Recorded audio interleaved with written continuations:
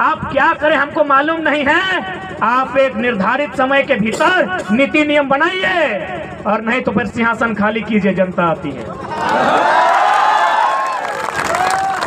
यदि आप सामर्थ्य नहीं रखते हैं नीति बनाने का तो आपको अधिकार नहीं है इस देश के, इस राज्य के नौजवानों के भविष्य खेलने का। आप हमें छोड़ दीजिए, देखते हैं हम लोग बना पाते हैं कि नहीं। इसलिए आज लोकतंत्र के चौथे स्तंभ के माध्यम से मीडिया बंधुगण आए हैं, उनके माध्यम से राज्य सरकार और राजभवन तक संदेश देना चाहेंगे कि यदि वास्तव में आप लोग संविधान का अनुपालन करते हैं, अनुसरण करते हैं, तो झारखंड बना किस उद्देश्य के साथ है, झारखंड का गठन क्यों किया गया है, उस उद्देश्य की पूर्ति के लिए, इस राज्य के हितार्थ के लिए, इस राज्य के युवाओं के लिए, सुरक्षार्थ के लिए नियोजन नीति और स्थान नीति 15 दिन के भीतर बनाइए। यदि आप नीति नहीं बनाते हैं तो अच्छा कहिए या बुरा कहिए, वैसे भी अब क्या फर्क पड़ता है। यदि आपकी रांची की विधानसभा में नीतियां नहीं बनेंगी तो सादे कागज में लिख के ले लीजिए, हम लोग 2024 में झुमरा की पहाड़ में सरकार बनाएंगे।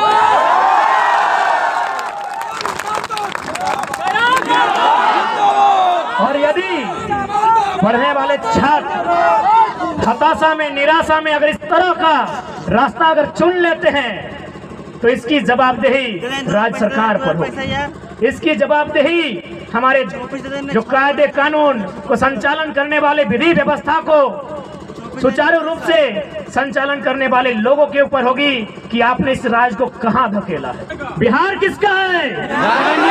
बंगाल किसका है? गुजरात किसका है? महाराष्ट्र किसका है? तो झारखंड सबके बाप के लगेगी, झारखंड सबके बाप के लगेगी, लेकिन हमारे बाप के लगाए, लेकिन हमारे बाप के खून बहा लाई। हम शहीद का बेटा है, मेरा बाप का झारखंड है, क्योंकि मेरे बाप का खून बहा झारखंड बनाने में। आज गवर्नमेंट में बैठे लोग पॉलिसी लेकर आते हैं, कभी पॉलिसी लेकर आते हैं जो यहाँ से 10वां 12वां पास करेगा, कभी पॉलिसी लेकर आते हैं जो यहाँ पैदा होगा।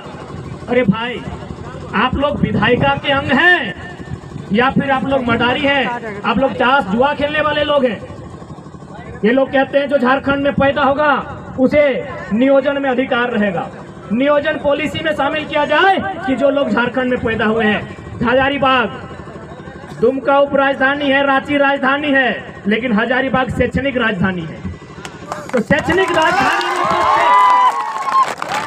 झारखंड की शैक्षणिक राजधानी में उपस्थित नौजवानों, क्या इससे पहले की भी सरकार की बात करते हैं, उनकी जो नीति थी कि जो यहाँ जन्म लेगा उसे झारखंडी में नियोजन का अधिकार मिलेगा, क्या किसी भी तरह से संवैधानिक और नियमता है कि कोई यहाँ पैदा होगा उसे झारखंडी मान लिया जाए? क्या ये संवैधानिक है?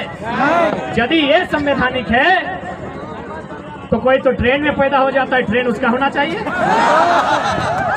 कोई अस्पताल में पैदा होता है, अस्पताल उसका होना चाहिए। तो पैदा होने से जब अस्पताल मेरा नहीं, पैदा होने से वो ट्रेन मेरा नहीं, तो सिर्फ पैदा होने मात्र से उसे झारखंडी कैसे माना जाए? बिल्कुल सही। वर्तमान सरकार नियम लेके आती है 10वां 12वां पास। अरे हम लोग भी यहाँ पर जितने लोग हैं, कोई मामा घर से, कोई मौसी घर से, कोई फुआ घर से मैट्रिक पास किए हैं ना। तो फुआ घर से, मामा घर से, मौसी घर से मैट्रिक पास करने के बाद क्या मामा फुआ मौसी ने हमको वहाँ अधिकार दिया है? तो मात्र 10th और 12th पास करने से पूरे भारत के लोगों को झारखंडी मान लेना कहाँ का इंसाफ होगा? लोगों ने किया है कि हमने किन परिस्थितियों में ये राज्य लिया है।